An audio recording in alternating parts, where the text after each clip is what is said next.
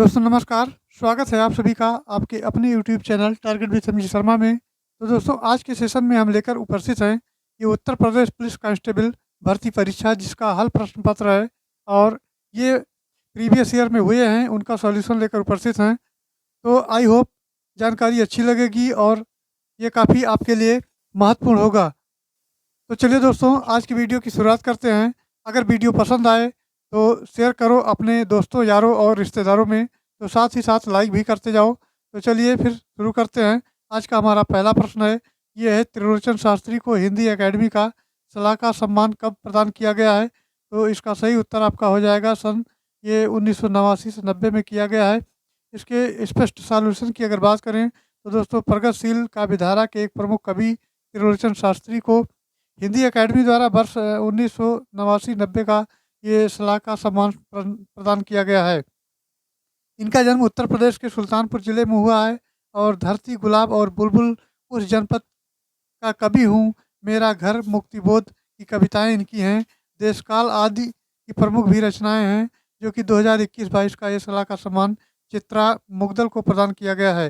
चलिए next question देखते हैं। तो दूसरा प्रश्न हमारा कहता है, यह है भारतीय संविधान के अनुच्छेद 210 में निर्देशित है। तो क्या है? तो विधानमंडल में प्रयुक्त होने वाली भाषा के बारे में इसका जो है निर्देश किया गया है। अर्थात 210 में ये निर्देशित है विधानमंडल में प्रयुक्त होने वाली भाषा के बारे में।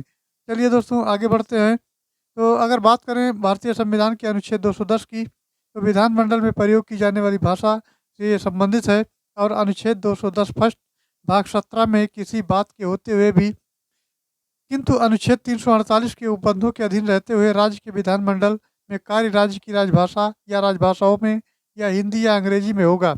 परंतु विधानसभा अध्यक्ष, विधान परिषद का सभापति या उसके रूप में कार्य करने वाला व्यक्ति किसी सदस्य को अपनी मातृभाषा में सदन को संबोधित करने की अनुमति दे सकेगा। चलिए फिर आगे देखते हैं। हमारा अगला प्रश्न है प्रश्न संख्या 3, निम्नलिखित किस काव्य में अकर्मक क्रिया का प्रयोग हुआ है? तो दोस्तों मैं सोता हूँ इसमें अकर्मक क्रिया का प्रयोग हुआ है। चलिए फिर आगे बढ़ते हैं। नेक्स्ट प्रश्न हमारा है, नेक्स्ट प्रश्न की अगर बात करें तो ये है प्रश्न संख्या 4। 4 नंबर की अगर बात करें दोस्तों तो ये कहता है माँ की बहन संबंध को बताने वाला एक सार्थक शब्द कौन सा है? तो माँ की बहन का जो संबंध है ये आपका मौसी हो जाएगा। माँ की बहन को मौसी कहा जाता है। अब कुछ शब्द दिए गए हैं उनको भी देख लेते हैं। तो माँ की बहन यानी कि मौसी, और माँ की माँ यानी कि नानी, और माँ की सास को दादी, ये निम्न जो है रिश्तों से संबोधित किए जाते हैं। चलिए फिर आगे बढ़ते हैं। 5वां नंबर क्वेश्चन है, यह है रस से भरा विग्रह का सामासिक पद जिसमें कौन सा है? तो रस से भरा का विग्रह जो है दोस्तों वो रस भरा है। रस से भरा का मतलब रस भरा है। दो या दो से अधिक शब्दों के योग से जब एक नया शब्द बनता है तो उसमें सामासिक पद और उन शब्दों के योग को समास कहते हैं। अर्थात रस से भरा विग्रह का जो सामासिक पद है ये रस भरा होगा। और रस भरा तत्पुरुष समास का उदाहरण है। किसका उदाहरण है? तत्पुरुष समास का उदाहरण है। जिस समास का प्रथम पद गौड़ और उत्तर अर्थात जो अंतिम पद होता है ये प्रधान होता है उसे तत्पुरुष समास कहते हैं। चलिए नेक्स्ट क्वेश्चन देखते हैं। नेक्स्ट हमारा है प्रश्न संख्या 6 की अगर बात करें तो निम्नलिखित में समुदायवाचक विशेषण है, तो इसका डी ऑप्शन हो जाएगा। इसमें दोस्तों ये चारों समुदायवाचक हैं, अर्थात जो संज्ञा शब्द या सर्वनाम की विशेषता बताएं उसे विशेषण कहा जाता है। मुख्य रूप से विशेषण के 4 भेद हैं। सार्वनामिक विशेषण है, गुणवाचक विशेषण है, संख्यावाचक विशेषण है और परिमाणवाचक विशेषण है। ये चारों दोनों पांचों और समुदायवाचक विशेषण के उदाहरण हैं। चलिए 7वां नंबर क्वेश्चन देखते हैं। तो ये है बहुत बढ़ा चढ़ाकर कही गई उक्ति वाक्यांश के लिए एक सार्थक शब्द चुनना है। तो बहुत बढ़ा चढ़ाकर कही गई जो युक्ति है वो अतिशयोक्त होगी, अर्थात डी ऑप्शन इसका करेक्ट आंसर हो जाएगा। चलिए दोस्तों आगे बढ़ते हैं और नेक्स्ट क्वेश्चन को देखते हैं।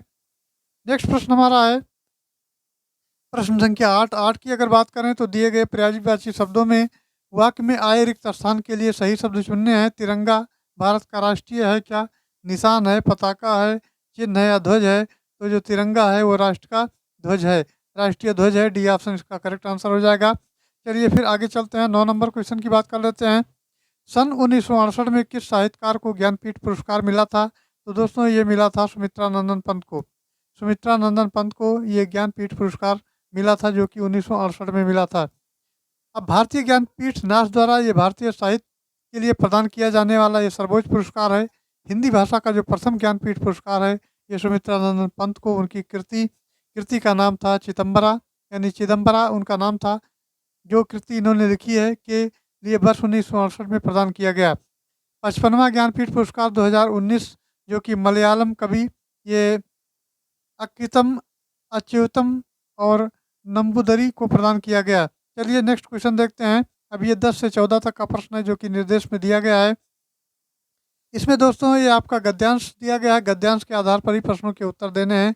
चलिए गद्यांश को पढ़ लेते हैं। तो गद्यांश में जो दिया गया है, भाषा में लिंग विषयक चिंतन की परंपरा बहुत पुरानी है और भारतीय परिप्रेक्ष्य में पाणिनि से और ग्रीक में अरस्तु से ही चली आती है।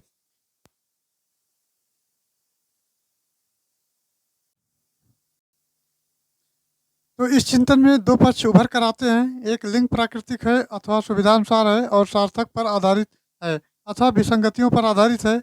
तब से लेकर चली आती इस परंपरा में 17वीं सदी में बिना कारण के वह आदतन प्रयोग का पहलू जुड़ गया है और अर्नाल्ड और लांसलाट ने इसे इसी रूप में लिया है।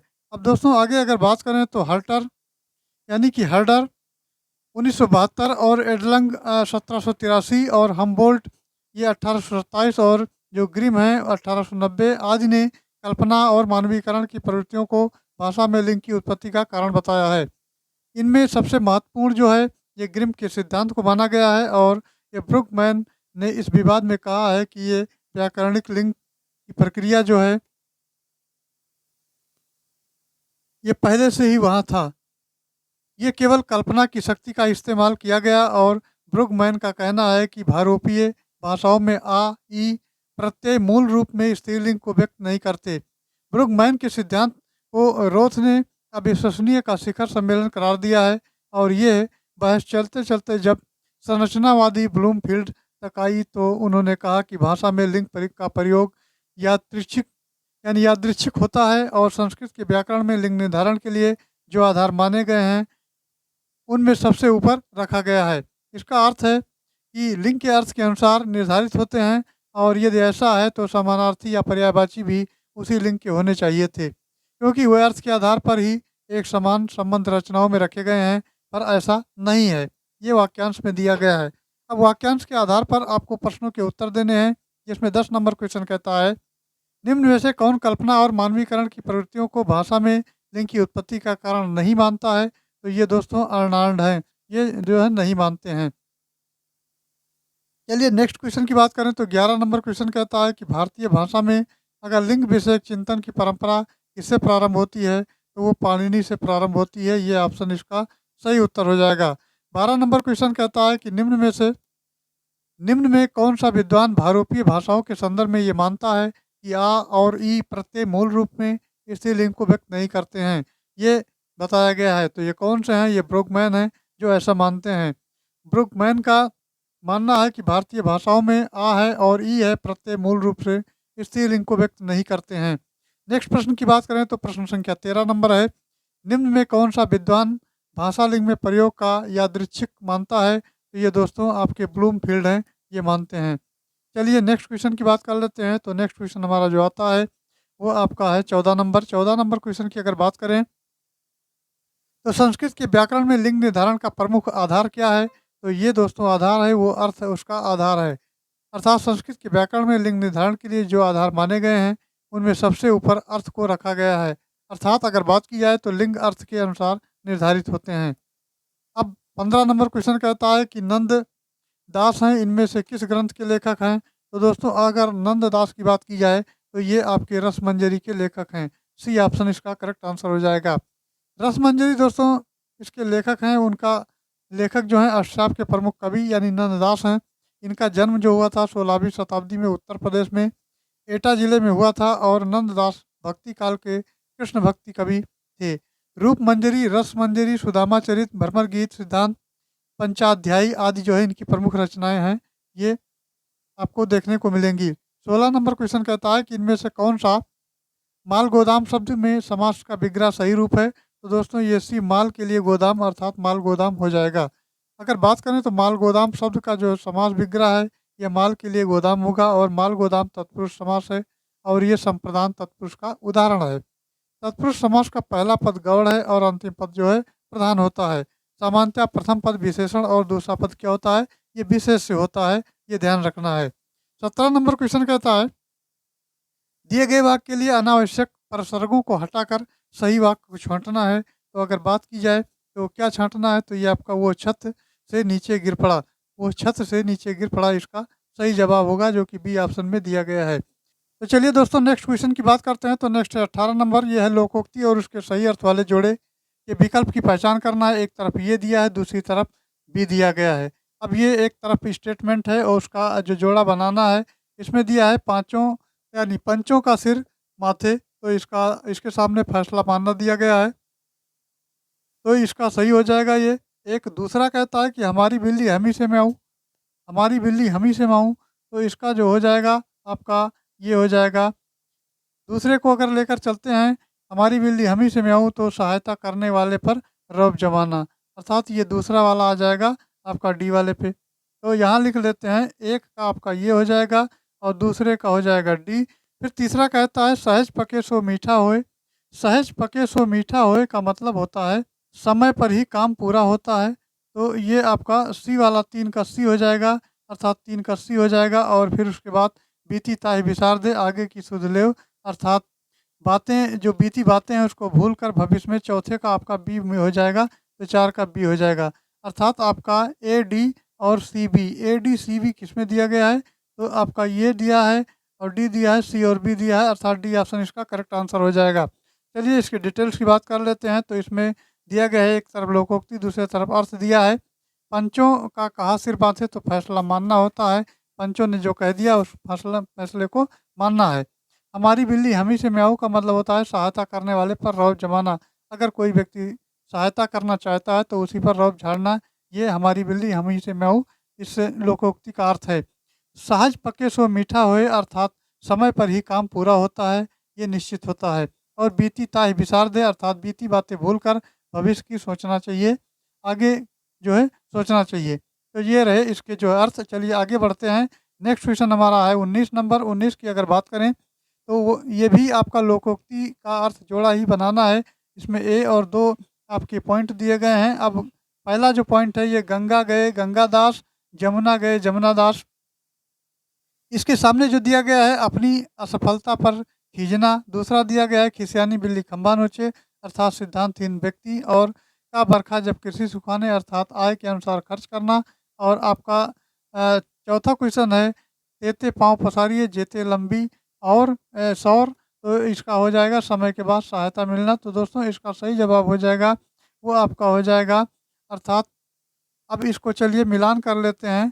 तो मिलान की अगर बात करें तो आपका इस प्रश्न को पहले छोटा कर लेते हैं। अब ये कहता है कि गंगा गए गंगादास और जमुना गए जमुनादास, तो इसका दूसरा हो जाएगा सिद्धांत व्यक्ति, अर्थात सिद्धांत उसका कोई निश्चित नहीं है, कोई सिद्धांतहीन व्यक्ति है वो। तो अर्थात इसका अगर देखा जाए तो एक का बी हो जाएगा। दूसरा कहता है कि खिसियानी बिल्ली खंभा नोचे, तो खिसियानी बिल्ली खंभा नोचे का मतलब होता है कि अपनी असफलता पर खींचना, अर्थात असफलता मिली तो अपनी असफलता पर बहुत ही खींच के जो है रहना, अपनी असफलता पर खींचना, ये आपका 2 का जो हो जाएगा ये हो जाएगा। तीसरा कहता है कि बरखा जब कृषि सुखाने, तो तीसरे की अगर बात करते हैं तो तीसरा आपका आता है यहाँ पर समय के बाद सहायता मिलना, अर्थात जो समय था जब हमको ज़रूरत थी तो वो सुविधाएं नहीं मिल पाई, तो बाद में मिलने से कोई मतलब नहीं। तो 3 का आपका हो जाएगा डी। और 4 का एक ही बच रहा है, तो 4 का आपका है तेते पाँव पसारिए जैती लंबी सौर, तो इसका हो जाएगा आय के अनुसार ही खर्च करना चाहिए, तो ये सी हो जाएगा। अर्थात बी ए और D C, B A D C आपका मिल जाएगा, बी ए डी सी आपका सी ऑप्शन में मिल जाएगा।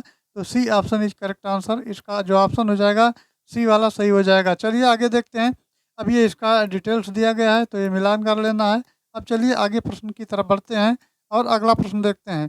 अगला प्रश्न हमारा कहता है कि ये 20 नंबर क्वेश्चन है। ये कहता है कि केंद्रीय हिंदी निदेशालय की स्थापना कब की गई है, तो दोस्तों ये सन 1960 में की गई है। और केंद्रीय हिंदी निदेशालय की जो स्थापना है 1 मार्च को की गई है और 1960 को की गई है। इसको शिक्षा मंत्रालय यानी बाद में उच्चतर शिक्षा विभाग और मानव संसाधन विकास मंत्रालय के अधीन किया गया और ये अहम राष्ट्रीय संघमनी यानी वसु नाम इसका सूत्र वाक्य है। इसका सूत्र वाक्य क्या है? अहम राष्ट्रीय संघमनी वसु नाम। और भारतीय संविधान के भाग 17 में इस अनुच्छेद में यानी कि 351 के अनुच्छेद में हिंदी भाषा के विकास हेतु ये निर्देश इसका दिया गया है। और ये ज्ञात हो कि वर्तमान में मानव संसाधन विकास मंत्रालय का ये नाम परिवर्तित करके शिक्षा मंत्रालय कर दिया गया है। ये विशेष ध्यान रखना है। चलिए दोस्तों आगे बढ़ते हैं, 21 नंबर क्वेश्चन देखते हैं। तो ये कहता है निम्नलिखित में सही वाक्य की पहचान कीजिए। तो सही वाक्य आपका हो जाएगा वो देर में सोकर उठता है, वो देर के साथ सोकर उठता है, वो देर तक सोकर उठता है और वो देर को सोकर उठता है। तो ये सी वाला आपका सही हो जाएगा, बाकी गलत हो जाएगा। अर्थात अगर बात करें तो वो देर तक सोकर उठता है, वो देर तक सोकर उठता है, इसका सही उत्तर हो जाएगा। चलिए फिर आगे बढ़ते हैं, 22 नंबर क्वेश्चन देखते हैं। तो ये है निम्नलिखित में बहुवचन शब्द हैं, किसमें है? डिबिया में है, हीरा में है, प्याला में है या समाचार में है? तो दोस्तों बहुवचन जो शब्द है वो समाचार में है। समाचार आपका बहुवचन शब्द है। चलिए आगे देखते हैं।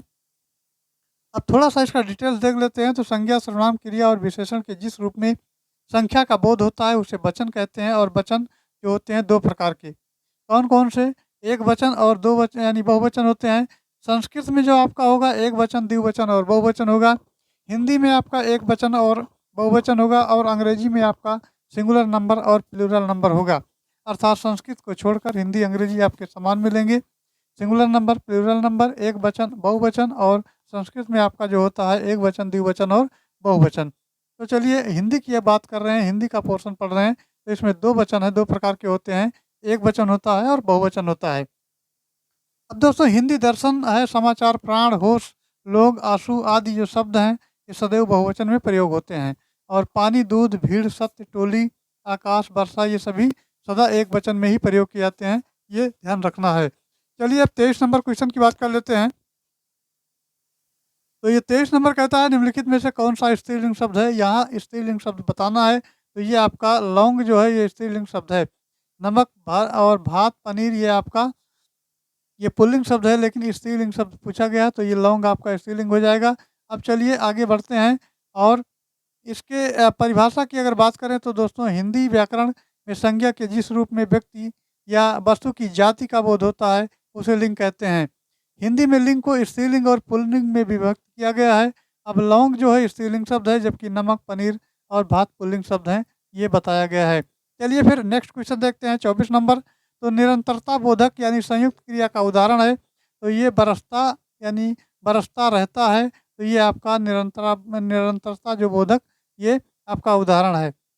चलिए आगे बढ़ते हैं, नेक्स्ट क्वेश्चन को देख लेते हैं। तो नेक्स्ट क्वेश्चन की अगर बात करें तो हमारा आता है ये आपका हो जाता है 25 नंबर क्वेश्चन। 25 की अगर बात करें तो निम्नलिखित में से कौन सा पुल्लिंग शब्द है? ये आपका खटमल जो है ये पुल्लिंग शब्द हो जाएगा। दोस्तों जो खटमल है ये पुल्लिंग शब्द है और गिलहरी, कोयल, मक्खी स्त्रीलिंग शब्द हैं। और हिंदी व्याकरण में लिंग की संख्या 2 है, ये पुल्लिंग है और स्त्रीलिंग है। अब दोस्तों अगर बात करें दिवस, माँ, कछुआ, उल्लू, अम्बुज आदि को तो ये पुल्लिंग शब्द हो जाएंगे। और स्त्रीलिंग की अगर बात करें तो ईख है, अफीम है, अहिंसा, आग, इमारत और कच्छा ये सभी स्त्रीलिंग में आ जाएंगे। अब नेक्स्ट क्वेश्चन देखते हैं 26 नंबर। 26 की अगर बात की जाए दोस्तों तो 26 नंबर कहता है कि निम्नलिखित में सही वाक्य की पहचान कीजिए। तो दुश्मन ने गोले और तोपों से आक्रमण किया, दुश्मन ने गोले और तोपों से आक्रमण किया, दुश्मन ने गोला और तोप से आक्रमण किया और दुश्मन ने गोले और तोपों से आक्रमण किया। तो इसका सही उत्तर जो हो जाएगा आपका बी वाला ऑप्शन हो जाएगा, अर्थात दुश्मन ने गोलों और तोपों से आक्रमण किया, ये इसका करेक्ट आंसर हो जाएगा। चलिए आगे बढ़ते हैं, नेक्स्ट क्वेश्चन हमारा 27 नंबर ये कहता है रानी केतकी की कहानी के लेखक कौन है? तो दोस्तों ये सैयद ईसा अल्लाह खां हैं, अर्थात ईसा अल्लाह खां ये जो है रानी केतकी की कहानी के लेखक हैं। अब इसके साथ की अगर बात करें तो रानी केतकी की कहानी ये ईसा अल्लाह खां हैं और कुछ विद्वान इसे हिंदी की पहली कहानी भी मानते हैं। इनका जन्म है ये तत्कालीन बंगाल प्रेसिडेंसी के मुर्शिदाबाद में हुआ था। और ये उदयभान चरित, उर्दू गज़लों का दीवाना और जो मसनबी, शिकारनामा, झूठा निकला करार तेरा आदि इनकी प्रमुख रचनाएं हैं। चलिए दोस्तों आगे बढ़ते हैं 28 नंबर क्वेश्चन की तरफ। तो जिसके द्वारा कर्ता का कोई काम करता है उसे क्या कहते हैं? तो ये करण कारक होता है। अब दोस्तों अगर बात करें संज्ञा या सर्वनाम की जिस रूप में उसका क्रिया से संबंध सूचित हो उसे कारक कहते हैं। हिंदी में कारक की संख्या कुल होती है 8, और इसमें 8 में कौन-कौन है? तो कर्ता है, कर्म है, करण है, संप्रदान है, अपादान है, संबंध है, अधिकरण है और संबोधन है। वाक्य में जिस शब्द से क्रिया का संबंध का बोध हो उसे भी आप जिसके द्वारा कोई काम करता है या उसे करण यानी उसे करण कारक कहते हैं। अर्थात जिसके द्वारा कर्ता कोई काम करता है तो उसे करण कारक कहा जाता है, और करण कारक की विभक्ति से यानी कि उसका जो विभक्ति होता है वो उससे होता है, ये द्वारा होता है। चलिए दोस्तों आगे बढ़ते हैं और अगला क्वेश्चन देखते हैं। अगला क्वेश्चन हमारा जो है ये 29 नंबर क्वेश्चन है। ये कहता है निम्नलिखित वाक्य में आए खाली स्थान के लिए सही शब्द को चुनना है। अब ये जो है आपका स्टेटमेंट दिया गया है, माँ ने बाजार से खरीदे। क्या खरीदे? तो यहाँ जलेबियाँ हैं, साड़ियाँ हैं, एक छाता है और बहुत कुछ है। तो ये आपका प्रश्न जो है सस्पेंस में रखा गया है, अर्थात इसको त्रुटि मानते हुए मूल्यांकन से बाहर कर दिया गया है। तो अगर बात करें खाली स्थान में दोस्तों, तो माँ बाजार से जलेबियाँ भी ला सकती है, साड़ियाँ भी और बहुत कुछ ये खरीदे। तो इस प्रकार बहुवचन के तीनों शब्द सही हैं, अर्थात जो आपका यूपी पीआरपीबी जो बोर्ड है इसने जो है इस विकल्प को त्रुटि मानते हुए मूल्यांकन से बाहर रखा है। अब दोस्तों आ जाते हैं नेक्स्ट क्वेश्चन पर। तो नेक्स्ट है 30 नंबर, कुंवर नारायण को ज्ञानपीठ पुरस्कार किस वर्ष प्रदान किया गया था? तो ये दोस्तों सन 2005 में इनको प्रदान किया गया था। अगर कुंवर नारायण की बात करें तो हिंदी का ज्ञानपीठ पुरस्कार इनको वर्ष 2005 में प्रदान किया गया। हिंदी का प्रथम ज्ञानपीठ पुरस्कार जो वर्ष 1968 में और सुमित्रानंद पंत को उनकी रचना चिदम्बरा के लिए दिया गया। कुंवर नारायण का जन्म जो हुआ 1927 में, ये तत्कालीन फैजाबाद यानी कि वर्तमान में अयोध्या जो कि उत्तर प्रदेश में पड़ता है हुआ है। एक वृक्ष की हत्या और इंतजाम, एक अजीब दिन जब आदमी आदमी नहीं रह पाता, और इसी के साथ साथ दोस्तों समुद्र की मछली, और ये जो है इनकी कविताएं हैं। वर्ष 2022 में 97वें ज्ञानपीठ पुरस्कार यानी कोंकणी लेखक दामोदर मौजो को प्रदान किया गया। अब नेक्स्ट प्रश्न की बात करें तो 31 नंबर है।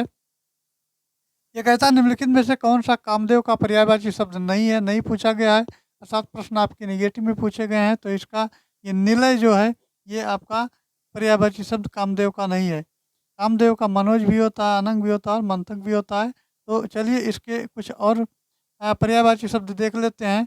अब आते हैं मन्नत, मनोज, काम, मार, कंदर्प, अनंग, मनसिज, रतिपति, मदन आदि ये कामदेव के पर्यायवाची शब्द हैं। जबकि निलय जो है ये घर, गृह, धाम, निवास, भवन, निकेतन, सदन और मकान के पर्यायवाची शब्द हैं। अब दोस्तों बढ़ते हैं 32 नंबर की तरफ। 32 नंबर कहता है हिंदी एकेडमी ये सलाहकार सम्मान की पुरस्कार राशि क्या है? पुरस्कार राशि की दोस्तों अगर बात करें तो ये आपका 5 लाख रुपए होता है। डी ऑप्शन इसका करेक्ट आंसर हो जाएगा। चलिए नेक्स्ट देखते हैं। ये आपका आता है 33 नंबर। 33 नंबर क्वेश्चन कहता है निम्नलिखित में से कौन सी रचना नरोत्तम दास की है? तो सुदामा चरित्र दोस्तों जो है वो नरोत्तम दास की है। सुदामा चरित्र ये नरोत्तम दास की लिखी गई रचना है। चलिए फिर आगे बढ़ते हैं। नेक्स्ट प्रश्न हमारा है,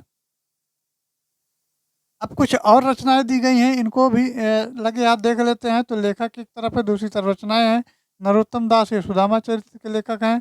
तुलसीदास की रचनाएं हैं जिसमें जानकी मंगल है, रामचरितमानस है, विनय पत्रिका है, दोहावली है, कवितावली है और रुक्मणी मंगल है। रुक्मणी मंगल दोस्तों ये नंददास की है, अर्थात तुलसीदास की इतनी रचनाएं आपको देखने को मिलेंगी। जानकी मंगल, रामचरितमानस, विनय पत्रिका, दोहावली, कवितावली, और ये नंद दास की जो रचना है वो रुक्मणी मंगल है, और हृदय राम की रचना है ये हनुमानाष्टक है। चलिए दोस्तों आगे बढ़ते हैं 34 नंबर क्वेश्चन की तरफ।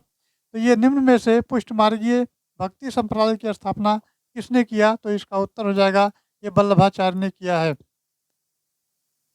चलिए दोस्तों नेक्स्ट क्वेश्चन की बात करते हैं। तो 35 नंबर है। 35 नंबर कहता है निम्नलिखित में कौन सा गुणवाचक विशेषण नहीं है? ये नहीं है पूछा गया है। तो ये मनो अनाज यानी मनो अनाज जो इसका है ये गुणवाचक विशेषण नहीं है। अब जिस संज्ञा शब्द से संज्ञा का गुण, दशा, स्वभाव ये प्रकट होता है उसे गुणवाचक विशेषण कहा जाता है। अब सच्चा, गोल, गुलाबी, पीला, समान, ताज़ा, वर्तमान, नया, गीला, गरीब ये जो है गुणवाचक विशेषण के उदाहरण हैं। और मनो अनाज जो संख्यात्मक है, अर्थात ये परिमाण बोधक है, विशेषण का उदाहरण ये है। चलिए आगे देखते हैं 36 नंबर क्वेश्चन। ये कहता है निम्नलिखित वाक्य में आए खाली स्थान के लिए सही शब्द को चुनना है। अब दोस्तों देखते हैं तो वो आपका जो वाक्य है यह उद्यमी कभी भी हाथ पर नहीं बैठते हैं, तो हाथ पर हाथ रखकर नहीं बैठते हैं, तो हाथ ये आपका हाथ धरे नहीं बैठते हैं, तो उद्यमी कभी भी हाथ पर हाथ धरे नहीं बैठते हैं, अर्थात सी वाला ऑप्शन करेक्ट आंसर हो जाएगा। तो चलिए फिर नेक्स्ट क्वेश्चन देखते हैं। 37 नंबर 37 कहता है, यह कोई आया था वाक्य में कौन सा सर्वनाम जो है भेद है का प्रयोग हुआ है? किस सर्वनाम के भेद का प्रयोग हुआ है? तो दोस्तों ये अनिश्चयवाचक सर्वनाम का ये प्रयोग हुआ है। चलिए मित्रों आगे बढ़ते हैं और नेक्स्ट क्वेश्चन की चर्चा करते हैं। तो नेक्स्ट की अगर बात करें तो ये यहाँ तक का आपका हिंदी पोर्शन था। अब आता है सामान्य ज्ञान का। सामान्य ज्ञान में आपका ये पहला क्वेश्चन है, अर्थात 38 नंबर है। डॉक्टर के पर्चे पर प्रतीक RX, ऐसे अक्सर आप देखे होंगे, कोई भी बड़े डॉक्टर आपको जो पर्ची लिखेंगे अर्थात अपना वो पर्चा बनाएंगे, तो ये आपका सिंबल जरूर लिखा होगा। और सामान्यतः क्या दर्शाता है तो ये आप जान लीजिए आज, अगर नहीं जानते हैं तो कोई बात नहीं है। तो ये होता है आपका लेना। ये आपका जो लेना से संपर्क इसका है, अर्थात ये जो RX होता है इसका मतलब होता है कि अंग्रेजी में टेक। और डॉक्टर के पर्चे में लिखे जाने पर इसका मतलब होता है कि डॉक्टर आपको वह दवाएं लेने के लिए कह रहा है, अर्थात जो दवाई लिखी है उन्हें लें और सेवन करें। चिकित्सा के क्षेत्र में जो मिस्र का बहुत योगदान है, मिस्र के एक देवता हैं होरस, जिनकी आँख RX की तरह है। उनकी इस आँख को अच्छे स्वास्थ्य का प्रतीक माना जाता है, और इसलिए एक वजह ये भी है कि डॉक्टर पर्चे पर RX लिखते हैं।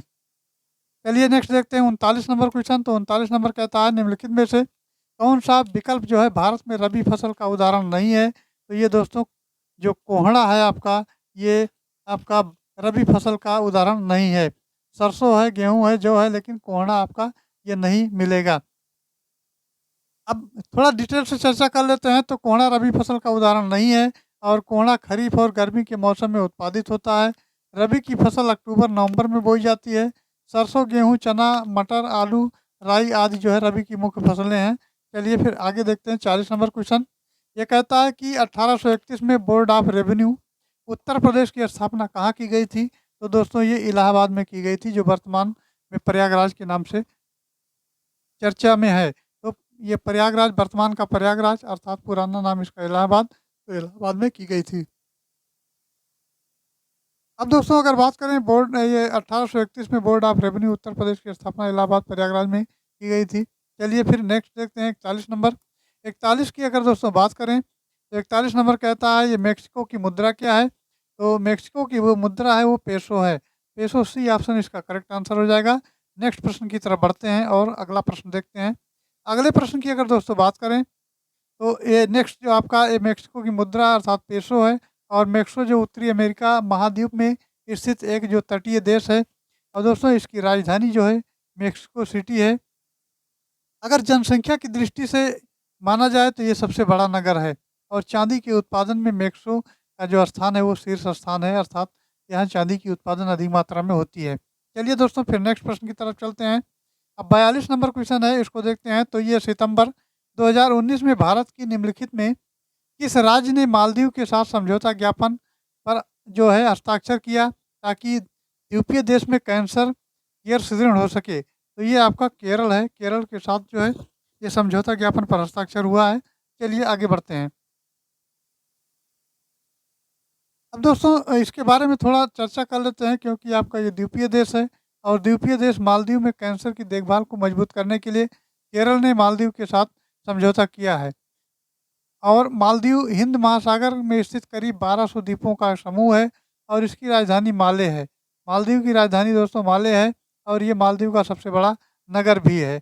अगर दोस्तों बात करें तो इसकी मुद्रा की, तो मुद्रा आपका है ये मालदीवी रुपया है, मालदीवी रुपया।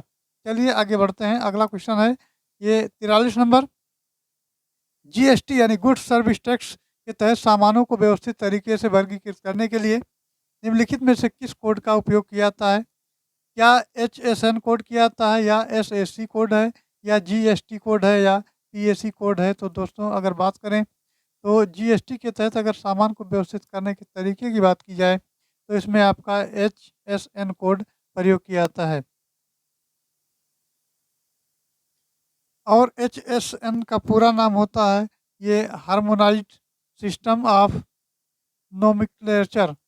चलिए आगे देखते हैं, इस कार्य की अगर बात करें तो इसका कार्य जो है हर वस्तु की बिक्री पर सही वर्गीकरण और उन पर जो लागू टैक्स की दर है उसको सुनिश्चित करने के लिए ये बनाए गए हैं। अब दोस्तों अगर बात करें तो ये कोड जो है 2 अंकों, 4 अंकों, 6 अंकों और 8 अंकों, 10 अंकों का भी हो सकता है। चलिए आगे बढ़ते हैं।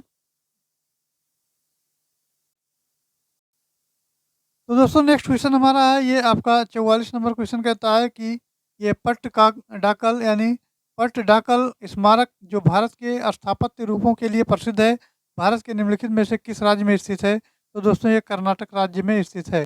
चलिए आगे देखते हैं अगला क्वेश्चन। अगले क्वेश्चन की अगर बात करें तो ये आपका आता है 45 नंबर। 45 नंबर कहता है कि भारत सरकार का अधिकृत निकाय यानी APEDA कृषि क्षेत्र के निम्नलिखित में से किस पक्ष से संबंधित है? तो दोस्तों ये प्रसंस्कृत खाद्य उत्पादों का ये निर्यात है। सी ऑप्शन इसका करेक्ट आंसर हो जाएगा। चलिए दोस्तों आगे बढ़ते हैं, 46 नंबर की तरफ बढ़ते हैं। तो 46 नंबर कहता है निम्नलिखित में से कौन सा ये लॉन्च वाहन मिशन चंद्रयान 2 में उपयोग किया गया था? तो ये आपका GSLV यानी MK3 प्रयोग किया गया था। ये ऑप्शन इसका करेक्ट आंसर हो जाएगा। नेक्स्ट प्रश्न आपका आता है, ये 47 नंबर। 47 नंबर कहता है इंडोनेशिया की राजधानी कौन सी है? तो दोस्तों इंडोनेशिया की राजधानी जकार्ता है, ये याद रखना है। चलिए आगे बढ़ते हैं, अगला क्वेश्चन हमारा आता है। अब दोस्तों इंडोनेशिया की राजधानी की अगर बात करें तो ये जकार्ता है और ये दक्षिण पूर्व एशिया का एक प्रमुख देश है। यहाँ की मुद्रा ये रुपया है और 11 अगस्त 2020 को इंडोनेशिया के माउंट सिनाबुंग में ज्वालामुखी उद्गार देखने को मिला है और माउंट मेरापी, माउंट क्राकाटोवा यहाँ के प्रमुख जो है ज्वालामुखी पर्वत हैं। चलिए फिर आगे देखते हैं अगला क्वेश्चन। 48 नंबर क्वेश्चन कहता है लखनऊ घराना निम्नलिखित में से किससे संबंधित है? किससे संबंधित है? तो ये संगीत और नृत्य से संबंधित है। संगीत है और नृत्य है। अगर अगर दोस्तों बात करें लखनऊ घराना की, अगर तो संगीत और नृत्य से संबंधित है और लखनऊ घराना ये भारतीय शास्त्रीय नृत्य शैली कथक के कलाकारों से जुड़ा हुआ प्रसिद्ध घराना है। अब अवध के नवाब वाजिद अली शाह हुआ करते हैं। शाह के दरबार में इनका जन्म हुआ और इनके काल को लखनऊ घराने का स्वर्णकाल कहा जाता है। चलिए दोस्तों आगे देखते हैं 49 नंबर। 49 नंबर क्वेश्चन की अगर बात करें तो केंद्रीय जो गुप्तचर प्रशिक्षण स्कूल है वो कहाँ स्थित है? तो ये आपका कोलकाता में स्थित है। केंद्रीय गुप्तचर प्रशिक्षण स्कूल कोलकाता, हैदराबाद तथा चंडीगढ़ में स्थापित किया गया है।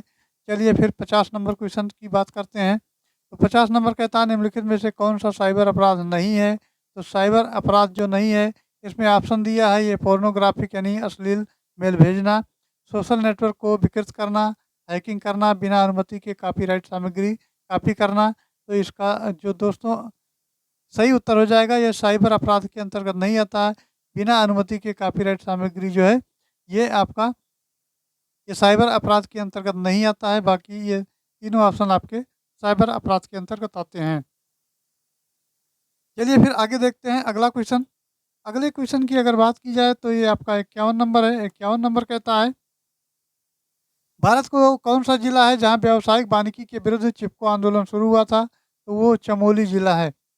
चिपको आंदोलन जो है दोस्तों ये उत्तराखंड राज्य जबकि तब उत्तर प्रदेश का भाग हुआ करता था, ये चमोली जिले में और वर्तमान में ये उत्तराखंड का भाग है। तो जिले में 1970 के दशक में ये प्रारंभ हुआ और ये एक पर्यावरण रक्षा आंदोलन था। इसमें स्त्रियों ने भारी संख्या में भाग लिया था। और दोस्तों अगर बात करें आगे इसके इस बारे में तो भारत के प्रसिद्ध ये पर्यावरणविद सुंदरलाल बहुगुणा और कामरेड गोविंद सिंह रावत, चंडी प्रसाद भट्ट और श्रीमती गौरा देवी ने इस आंदोलन का नेतृत्व किया।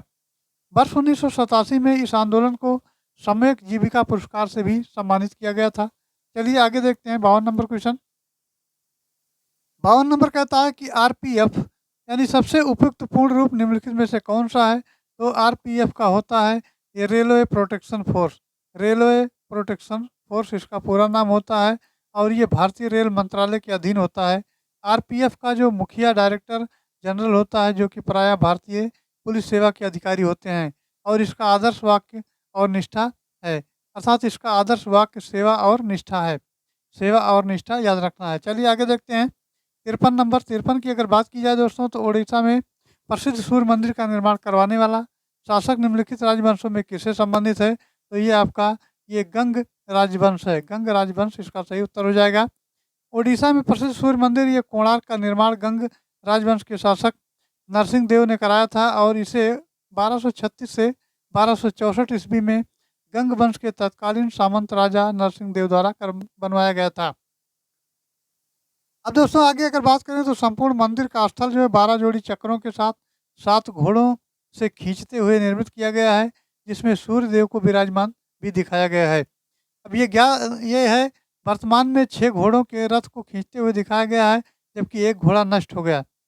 दोस्तों भारत सरकार और यूनेस्को की आधिकारिक जो वेबसाइट है उस पर घोड़ों की संख्या 6 दर्शाई गई है और इसे यूनेस्को द्वारा वर्ष 1984 में विश्व विरासत स्थल भी घोषित किया गया है।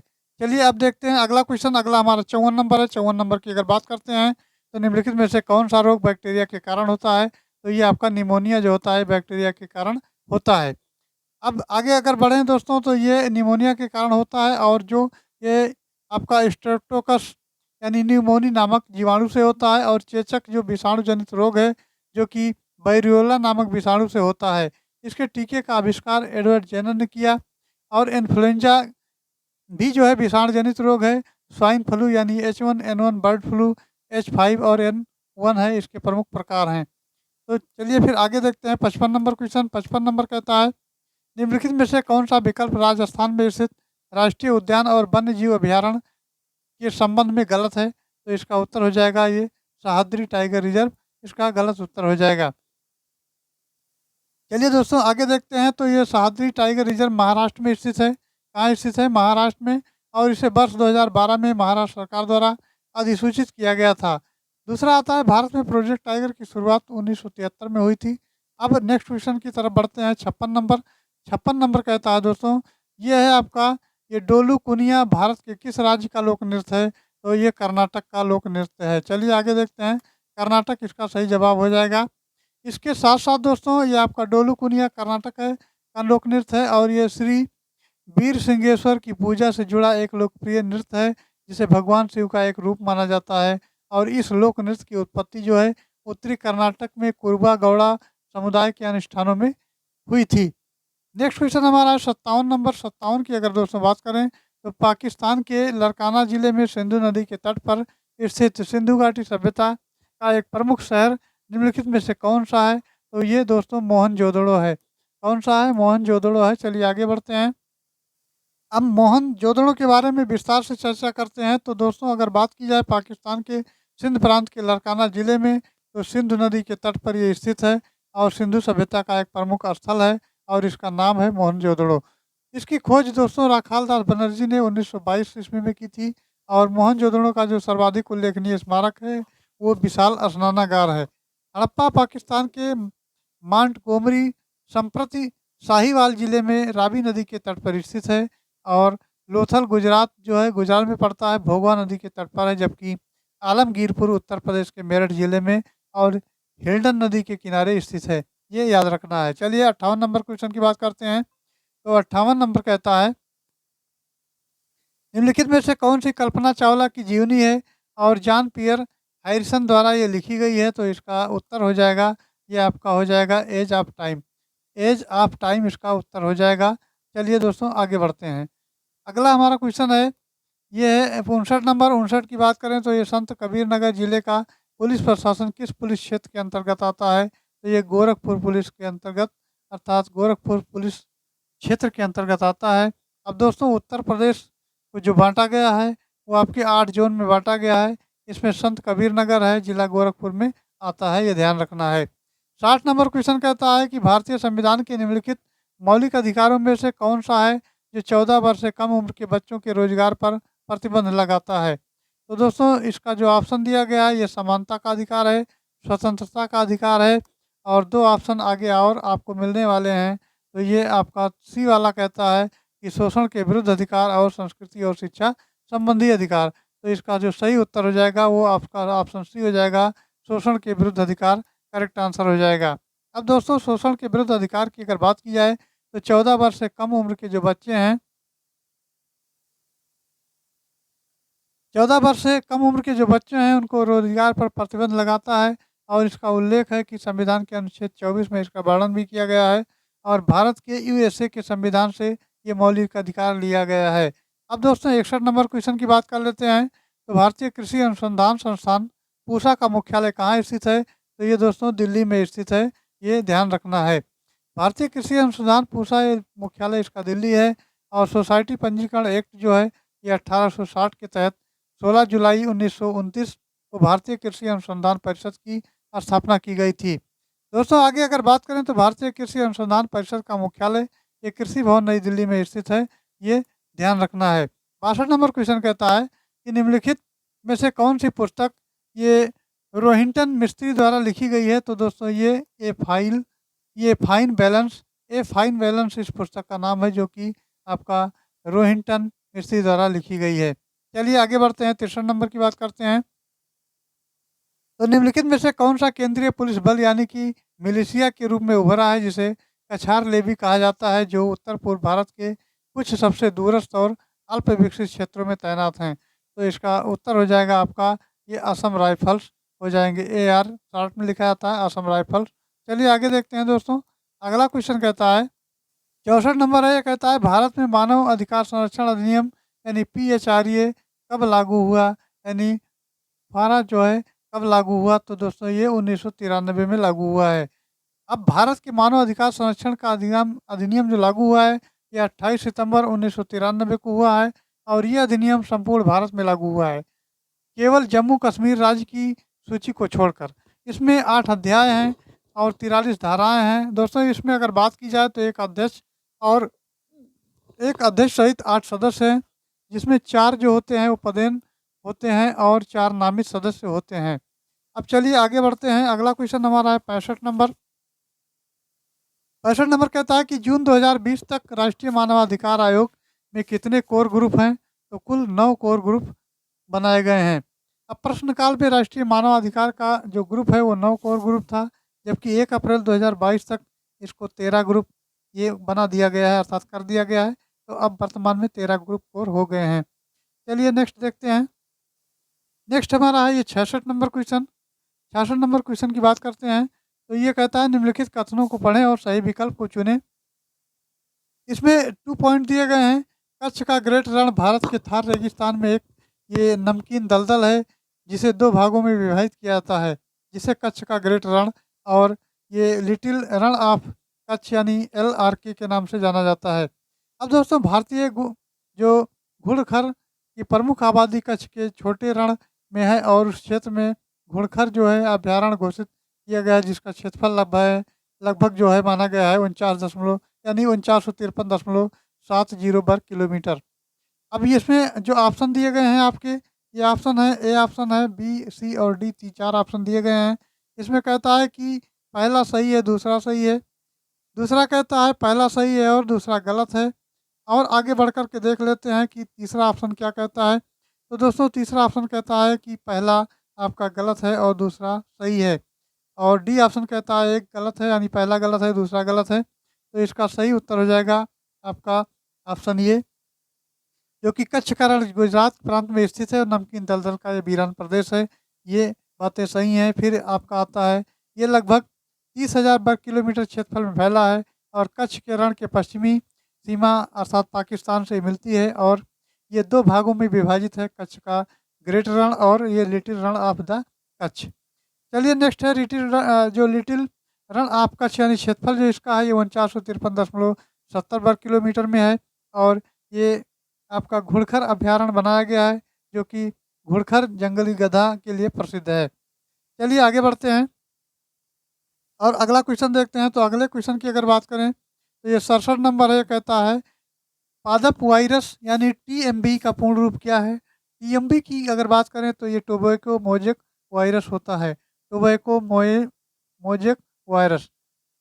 अब दोस्तों पादप वायरस यानी TMB का पूर्ण रूप यह है, और इस वायरस के प्रभाव से रंग परिवर्तन यानी बौनापन ऊतकों में विकृति होती है। 68 नंबर क्वेश्चन कहता है कि जून 2020 में चीन के साथ संघई में ही आपका कमांडिंग ऑफिसर सहित 20 से अधिक सैनिक निम्नलिखित में से किस क्षेत्र में मारे गए हैं? तो ये दोस्तों गलवान घाटी में मारे गए हैं। गलवान घाटी काफ़ी चर्चा में रहा है। अब दोस्तों अगर बात करें तो भारत चीन के मध्य एक गलवान घाटी में संघर्ष हुआ है और गलवान घाटी लद्दाख में स्थित है।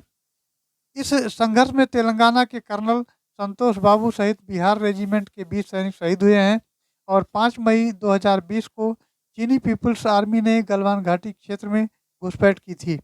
गलवान घाटी जो शुरू से ही भारत के नियंत्रण में रही है, पर कब्जे के लिए चीनी सेना ने 1962 के युद्ध में भी प्रयास किए, लेकिन यहाँ भारत का नियंत्रण बना रहा है। चलिए आगे देखते हैं। 69